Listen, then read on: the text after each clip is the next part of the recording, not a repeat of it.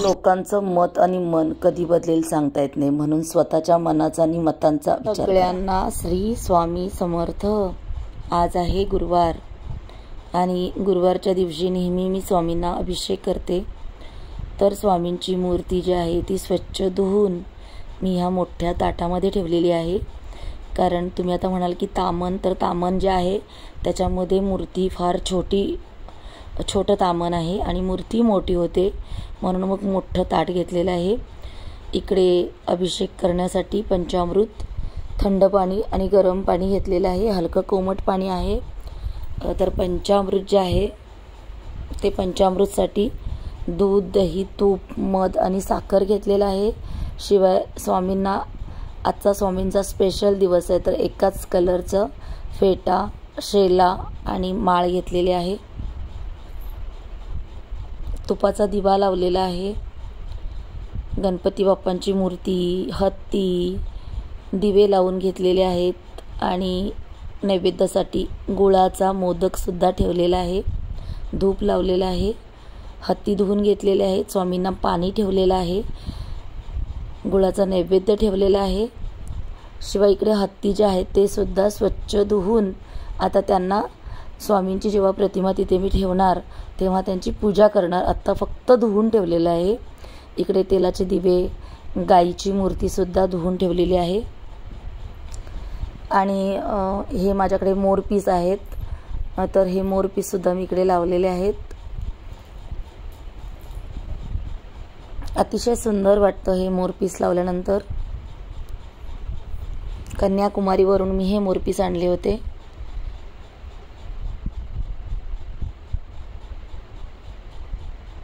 सगळी तयारी करून घेतलेली आहे. तेलाचे दिवे, तुपाचा दिवा, धूप सगळं काही करून घेतलेलं आहे. आणि आत्ता आपल्याला काय करायचं आहे, अभिषेक करायचा आहे. इकडे मेणाचे दिवे दिवाळीतले होते माझ्याकडे, तर ते सुद्धा खूप छान दिसतात म्हणून ते सुद्धा लावलेले आहेत. इकडे धूपसुद्धा लावलेला आहे.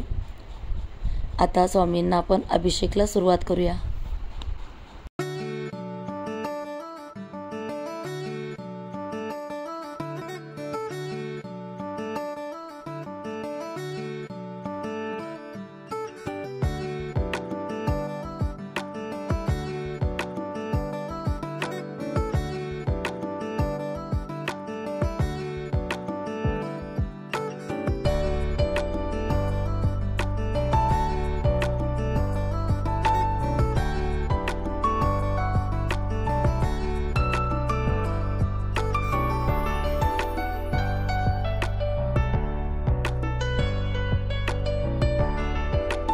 पहिला थंड पाणी, मग पंचामृत आणि मग गरम पाणी, असं आपल्याला अभिषेक करायचे. श्री स्वामी समर्थ. जय जय स्वामी समर्थ. श्री स्वामी समर्थ. जय जय स्वामी समर्थ. श्री स्वामी समर्थ. जय जय स्वामी समर्थ. श्री स्वामी समर्थ. जय जय स्वामी समर्थ. श्री स्वामी समर्थ. जय जय स्वामी समर्थ. श्री स्वामी समर्थ. जय जय स्वामी समर्थ. श्री स्वामी समर्थ. जय जय स्वामी समर्थ. श्री स्वामी समर्थ. जय जय स्वामी समर्थ. श्री स्वामी समर्थ. जय जय स्वामी समर्थ. श्री स्वामी समर्थ. जय जय स्वामी समर्थ. श्री स्वामी समर्थ. जय जय स्वामी समर्थ.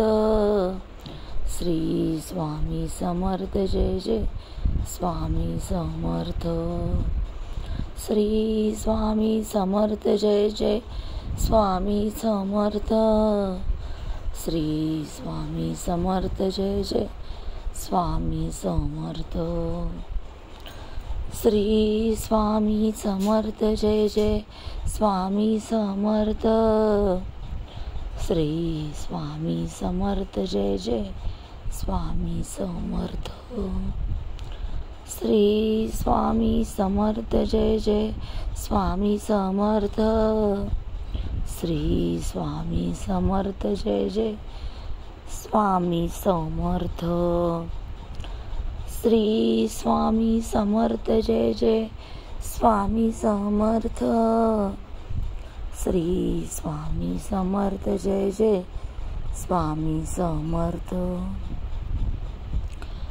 श्री स्वामी समर्थ जय जय स्वामी समर्थ। श्री स्वामी समर्थ जय जय स्वामी समर्थ। श्री स्वामी समर्थ जय जय स्वामी समर्थ। श्री स्वामी समर्थ जय जय स्वामी समर्थ। श्री स्वामी समर्थ जय जय स्वामी समर्थ। श्री स्वामी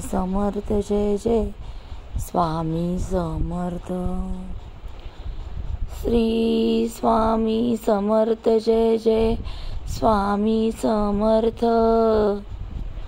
श्री स्वामी समर्थ जय जय स्वामी समर्थ। श्री स्वामी समर्थ जय जय स्वामी समर्थ।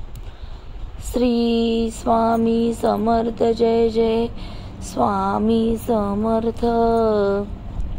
श्री स्वामी समर्थ जय जय स्वामी समर्थ। श्री स्वामी समर्थ जय जय स्वामी समर्थ। श्री स्वामी समर्थ जय जय स्वामी समर्थ। अशा पद्धतीने स्वामींना अभिषेक झालेला आहे। चांगल्या स्वच्छ कपड्यांना स्वामींना पुसून घेतलेला आहे आणि स्वामींचा आवडता अत्तर तो सुद्धा मी हातावरती चोळून स्वामींना लावत आहे। स्वामींना हा अत्तर जो आहे हा फार आवडतो, तर जेव्हा जेव्हा मी अभिषेक करते, पूजा करते, तेव्हा स्वामींना अत्तर हा जरूर लावते। तर वरती दिवे वगैरे लावलेले आहेत म्हणून हे सगळं मी इथे खाली कपड्यावरतीच सगळं करून घेत आहे।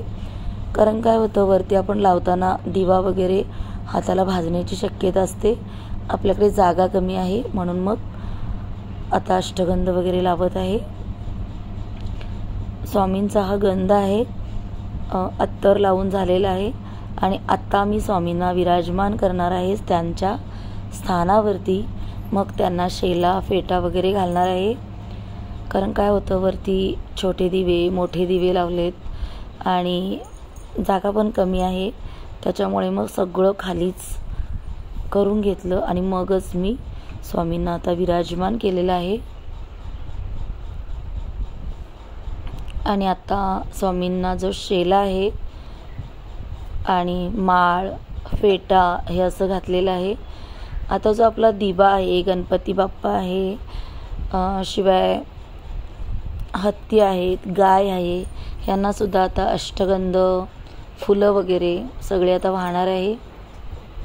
स्वामींसाठी चाफ्याची जी फुलं आणलेली आहेत, स्वामींना चाफ्याची फुलं अत्यंत प्रिय आहेत, तर ती स्वामींना पहिली घालत आहे। त्याच्यानंतर मग गोंड्याची फुलं जी आहेत ते हत्तीला घातलेलं आहे, शिवाय गाईला घातलेलं आहे, दिव्याला घातलेलं आहे आणि आता दिवा वगैरे सगळं ॲडजस्ट करत आहे मी। धूप तर आपण अगोदरच लावलेला आहे। कधीही आपण जेव्हा पूजा करतो तेव्हा दिवा आणि धूप हे सगळं अगोदर करायचं आणि मग आपण पूजेला सुरुवात करायची। किंवा व्हिडिओ जर आवडला तर लाईक करा, शेअर करा, सबस्क्राईब करा। चला तर मग श्री स्वामी समर्थ।